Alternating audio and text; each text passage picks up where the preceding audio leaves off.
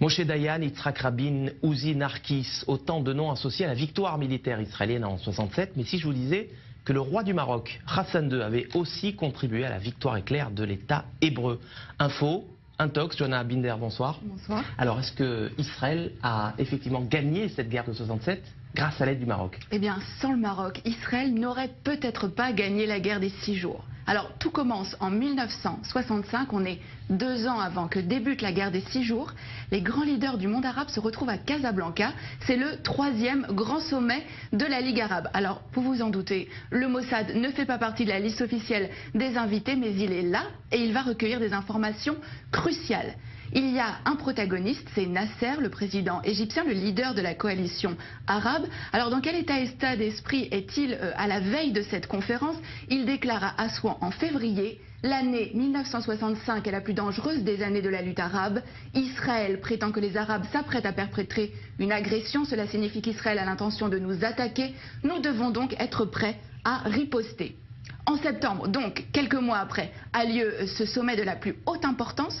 À l'ordre du jour, l'état des forces armées des pays de la Ligue arabe, avec cette question: sont-ils prêts à faire la guerre contre Israël? L'autre homme clé de cette histoire, c'est Hassan II, le roi du Maroc. Il va permettre au renseignement israélien de connaître ses ennemis.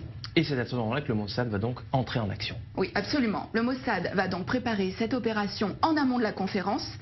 Plusieurs jours avant, une équipe du Shin Bet et du Mossad, il s'appelle à Tsiporim, donc les oiseaux, vont occuper le dernier étage du très luxueux hôtel à Casablanca où sont attendus les dirigeants arabes et où va aussi avoir lieu la conférence.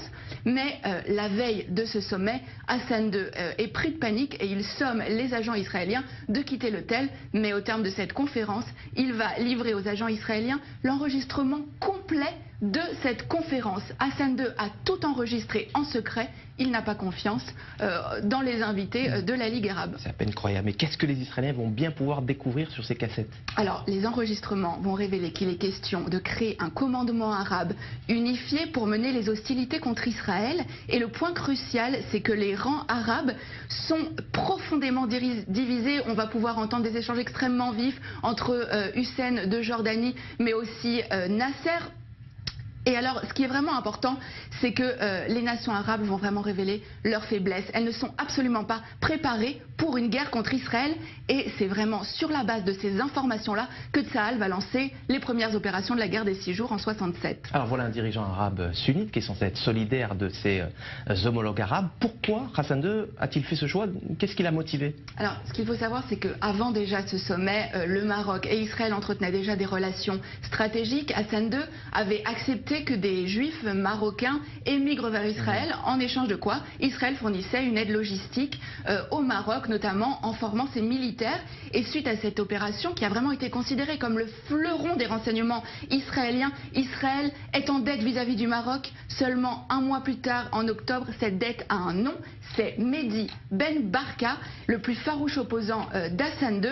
Le Mossad participe à l'opération Baba Batra. L'objectif, c'est faire disparaître absolument Ben Barka, Baba Batra aux initiales donc de Ben Barka, mais c'est aussi le nom d'un traité du Talmud. Le Maroc a donc été un allié indispensable à Israël dans la guerre des 6 jours, même si, on le voit bien, aucun cadeau n'est gratuit. La petite histoire de la grande histoire. Merci Johanna Binder pour ces détails croustillants, dignes des plus grands films d'espionnage. Merci d'être passé nous voir sur le plateau du Mag-Orient.